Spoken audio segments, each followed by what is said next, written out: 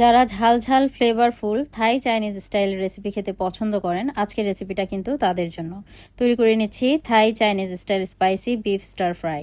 একদম পারফেক্ট একটা রেসিপি আপনাদের জন্য, বানাতেও খুবই সহজ আর খুবই তাড়াতাড়ি হয়ে যায়। খেতে কিন্তু অসম্ভব মজার, ফ্রাইড রাইসের সাথে একদম জমে যায়। তো এখানে হাড় চর্বি ছাড়া সলিড বিফ নিয়েছি 300 গ্রাম। এগুলোকে একেবারে পাতলা পাতলা লম্বা লম্বা করে কেটে নিয়েছি। খুব বেশি চিকন করতে যাবেন না, তাহলে কিন্তু ছিঁড়ে যাবে। তো এগুলোকে একটু ম্যারিনেট করে নেব। একটা ডিম নিয়ে নিয়েছি, আর ডিম থেকে কুসুমটা আমি আলাদা করে সাদা অংশটা এর মধ্যে দিয়ে দিলাম। আর সাথে দিয়ে দিচ্ছি কর্নফ্লাওয়ার। এখানে 1 টেবিল চামচ পরিমাণ দিয়েছি কর্নফ্লাওয়ার।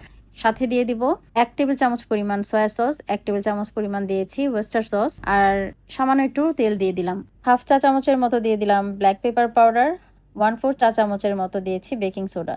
এখন এই সমস্ত কিছু একসাথে বেশ ভালোভাবে নাড়াচাড়া করে আমি বিফের সাথে মিশিয়ে দিব। আর বিফগুলোকে মোটামুটি আধা ঘন্টার মতো আমি ম্যারিনেট করে রাখবো।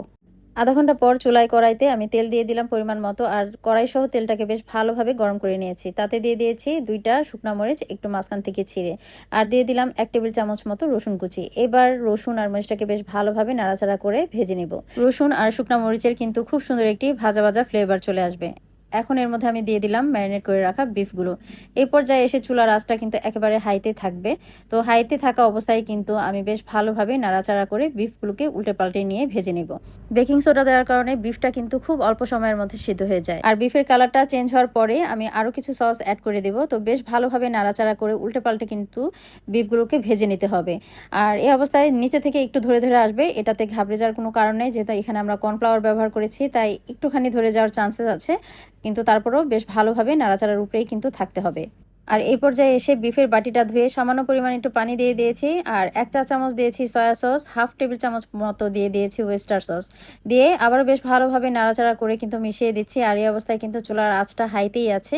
এখন একটা মিডিয়াম সাইজের পেঁয়াজ পাতলা স্লাইস করে কেটে দিয়ে দিলাম, আর সবুজ আর লাল রঙের যেই শিমলা মরিচ সেটা একটু কেটে দিয়েছি, আর এক্সট্রাভাবে দিয়েছি সবুজ রঙের গোলমরিচ দিয়ে এবার বেশ ভালোভাবে নাড়াচাড়া করে সবকিছু উল্টে পাল্টে আমি ভেজে নিব। এখানে কিন্তু অতিরিক্ত পানি ব্যবহার করার দরকার নেই, যেহেতু বিফ স্টার ফ্রাই এটা একটু ড্রাই হবে। আপনারা যদি চান এখানে এক্সট্রা করে পানি ব্যবহার করতে পারেন, যদি একটুখানি গ্রেভি গ্রেভি রাখতে চান। আর এখন আমি দিয়ে দিচ্ছি সামান্য একটু ব্ল্যাক সয়া সস, এটা দিচ্ছি শুধুমাত্র কালারের জন্য। দিয়ে আবার বেশ ভালোভাবে নাড়াচাড়া করে উল্টে পাল্টে বিফগুলোকে আমি ভেজে নিচ্ছি। আর এর মধ্যে পেঁয়াজ শিমলা মরিচ সবকিছু একটু সফট হয়ে যাবে। তো আমি বেশ ভালোভাবে বিফগুলোকে ভেজে নিয়েছি, হয়ে গেছে। আর এটা থেকে অলরেডি অসম্ভব সুন্দর একটি ফ্লেভার বের হয়ে গেছে। চুলাটা বন্ধ করে দিয়েছি। এখন গরম গরম একটি প্লেটে সার্ভ করে নিলাম। যেহেতু আজকে আমি ফ্রাইড রাইসের সাথে বিফটা সার্ভ করব, তাই একটু ড্রাই ড্রাই হয়েছে। আপনারা যদি চান তাহলে এখানে সামান্য একটু পানি অ্যাড করে দিতে পারেন গ্রেভির জন্য। তো হয়ে গেল ভীষণ মজার। একবার এই রেসিপিতে আপনারা বাসায় তৈরি করে খেয়ে দেখবেন, ভীষণ ভালো লাগে।